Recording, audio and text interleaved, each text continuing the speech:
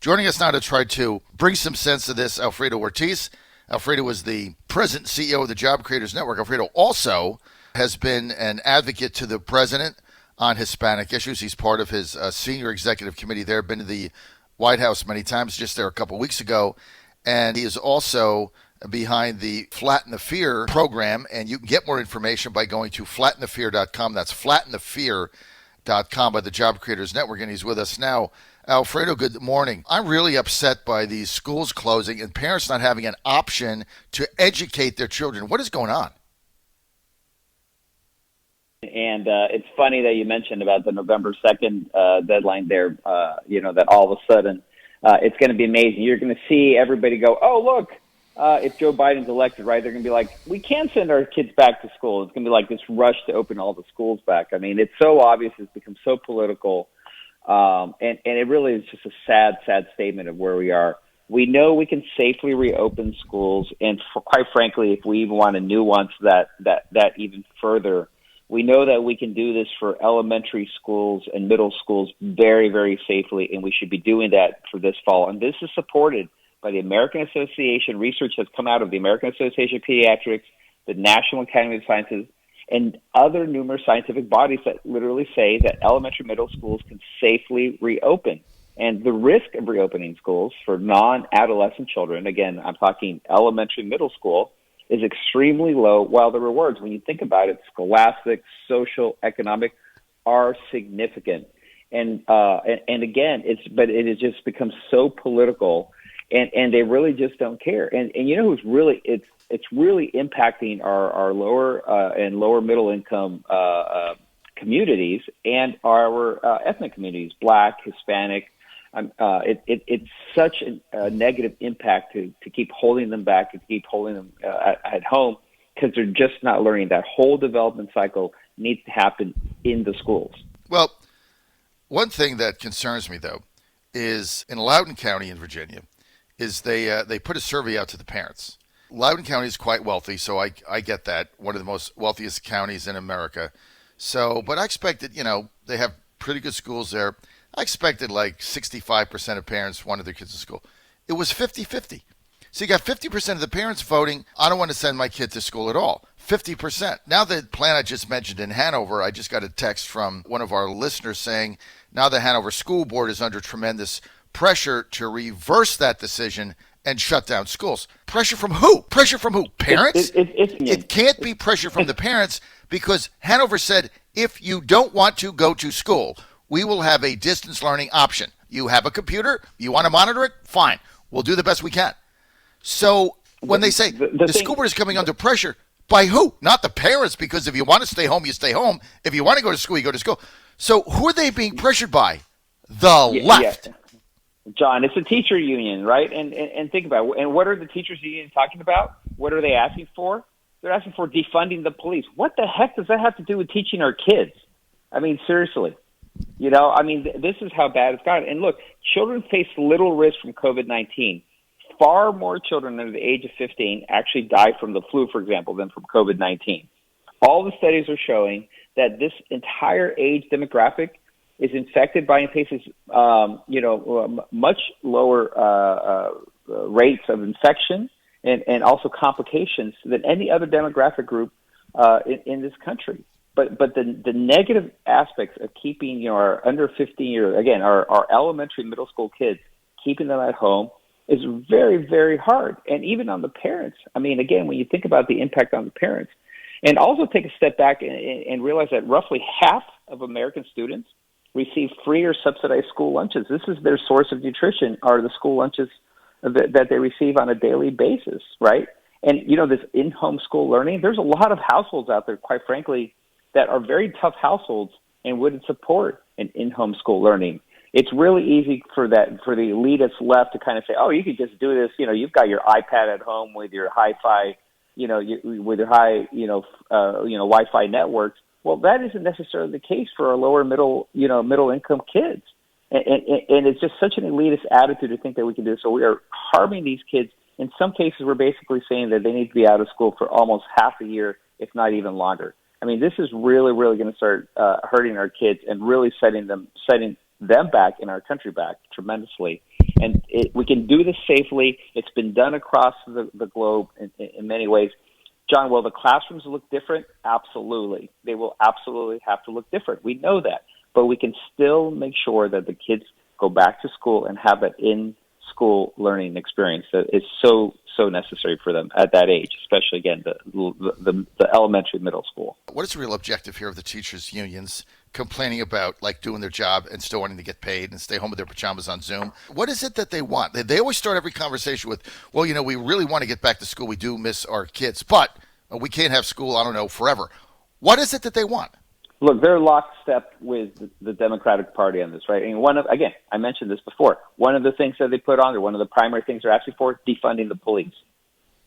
I mean, this is ridiculous, right? I mean, we know, for example, anything that challenges, the ideas that we believe in terms of what education can be and free choice and stuff like that, they completely are against.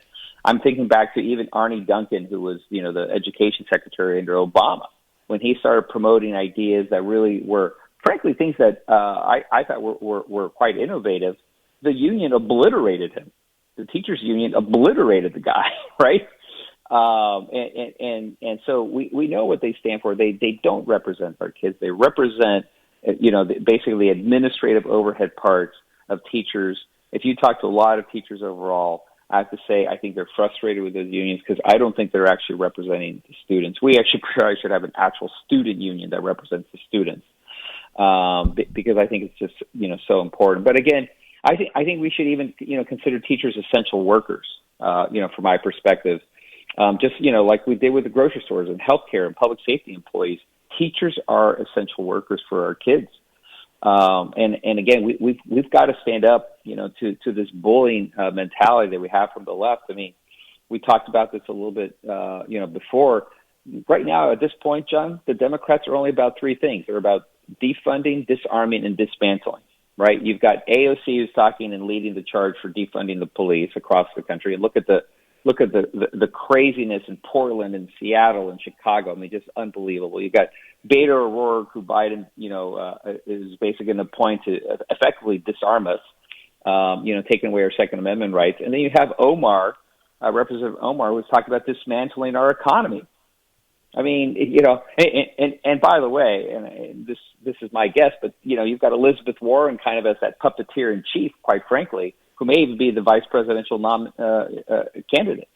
It's insane what's going on. You're on the John Fredericks Radio Network, Trucking the Truth Across America. We're with my good friend Alfredo Ortiz. Spends a lot of time in the White House. Was just there with the president a few weeks ago, as I have been. He's senior leader on the Hispanic program, the outreach program of President Trump and Trump Pence 2020. He's also the president and CEO of the Job Creators Network. We have a campaign, Flatten the Fear. Go to flattenthefear.com that you want to check it out. But I tell you what, Alfredo, I'm appalled by what is going on. And I'm shocked at the lack of pushback from parents. I guess that's what I miscalculated. Normally I'm not that wrong on this stuff. But the number of, like the first poll that came out, 60% of parents wanted their kids back in school 5 days a week. This was like a month ago. And I said, okay, that's about where I thought it would be. And this is going to be a big issue in the campaign because people want to get back to school. But the legacy fake news media has done such a job. We've got now 50% of parents that don't want their kids to go to school. I'm like, and do what? Like stay home in perpetuity on Zoom? I'm flabbergasted by this. And the fact that, the teachers union really has they have no answer to anything except we want to get paid and stay home. I mean, to me, if you're not going to go to school in Richmond, I think everybody should get a refund back. Stop paying the teachers. What are you paying them for? Unbelievable. Yeah, no, John. I mean, look, we got to send our kids back to school, but I can't actually blame America because they are getting fed misinformation from the left. The media is bombarding them with this misinformation and disinformation, right? About, the dangers, to our kids. I mean, when you look at the actual rates, 15 and under in terms of COVID cases and deaths from COVID cases, they are literally, you can't barely even measure them in terms of percentages. It's so low, right? I mean, like I said, you're more likely to die from the flu as a kid than you would from COVID. And even those cases that were happening with some of the younger kids, 80% of those were kids that had underlying conditions. So again, if you have an underlying condition, I mean, we obviously say keep them at home, right? But so we know that anybody that has an underlying condition, whether you're an infant to 100 years old, stay at home, please, right? Because you're just making things worse. So those folks should always be staying at home. But outside of that, right, the harm that we are doing to our kids scholastically, socially, and then even to our families and the households and to our economy, it's just unbelievable. And for what? There really is no need. Again, I will give the science and give the left the idea that maybe high schoolers should be taught at home, or have at least parents empower them with the option to make an informed decision whether they want to send their kids to school or do in-home learning, right? Give parents that decision with the right information. It looks like the transmission rates with our high schoolers are about what it is for adults. So fine, go ahead, we'll give them that. But elementary and middle school kids, John, absolutely, the science absolutely 100% supports the decision to send them back to school. It's great. In Florida yesterday, there was an exchange with a journalist on Fox News, one of the local Fox News stations, and the teacher's president. But in the exchange, the reporter from the local Fox station, it says, well, look, I mean, death rates in Florida, percentage-wise, I mean, they're down. Right now, the people that are dying in Florida, I mean, that are in school is the same. It's under the flu. Like, if you look at Florida last year, kids under 21 that died, there was more of them that died with just regular influenza than are dying from this COVID-19. So why are you closing schools? And then they went on to say that teachers are at risk and old people are at risk. And the guy was like, well, okay, so then, sequester them. Why does the entire state suffer and can't go to school? What is your position? And boy, they got into this heated exchange, and you could really see that the teachers union representative had no answers to any facts or data. All they have is hyperbole and fear. That's right. And then one of the questions was, well, when is this going to be, when are you going to change your position? You know what his answer was? No, I mean, it was, his answer was mid-November. I mean, it would be one thing if he said, we're going to do a pause for a month and maybe get back October 1st. Mid-November. Everybody is now, hey, we're going to reevaluate this November 3rd. So why don't you just come out and say, look, we need to shut down schools to beat Trump. That's it. As soon as Trump loses, schools open. Right, I mean, it's just, it's appalling to me. And nobody, the fake news, the lying fake news, will not call them out. It's unbelievable.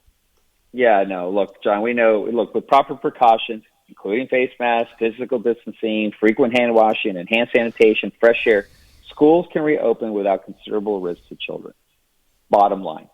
But the left will not allow that to happen because they want to put the pressure on Trump. They want to not get him, not allow him that reelection. And they want to keep parents at home. And the reality is that by keeping kids from going to school, that's their best way of keeping parents at home. So they don't care what they're doing to they don't care. To the elementary and middle school kids. They could care less. Do not care. You have nailed it. They don't care. Your kids are now political pawns in a power game, and it's sick. The whole thing is sick, and they just don't care. And as long as in their mind, as long as they can get Trump out and get power, and ultimately get all the other goodies they want, as long as they can do that, your kids are simply collateral damage, and suck it up and deal with it. It's basically what they're saying, and we got to push back on this, and that's why I love your initiative, Flatten the Fear. Go to flattenthefear.com. I love what you guys are doing. I know you got another big campaign coming out in August. You guys at Job Creators Network are doing a fabulous job, just trying to bring the truth out. That's what we continue to do. That's why, Alfredo Ortiz, I love having you on, and you've got the ear of the president. We appreciate that. And keep doing all the good you're doing. And look, at the end of the day, I firmly believe today Trump is going to win this election. He's turning the corner now. People are seeing through all this. He's going to win. And then what are they going to do? I appreciate everything you do, too, getting the truth out. That's what we need to keep on doing. And Alfredo Ortiz, thanks for being with us. Thanks for being with us at 6 a.m. I love 6 a.m. guests. It's so much fun. Thank you, Alfredo. Thanks, John. Bye-bye.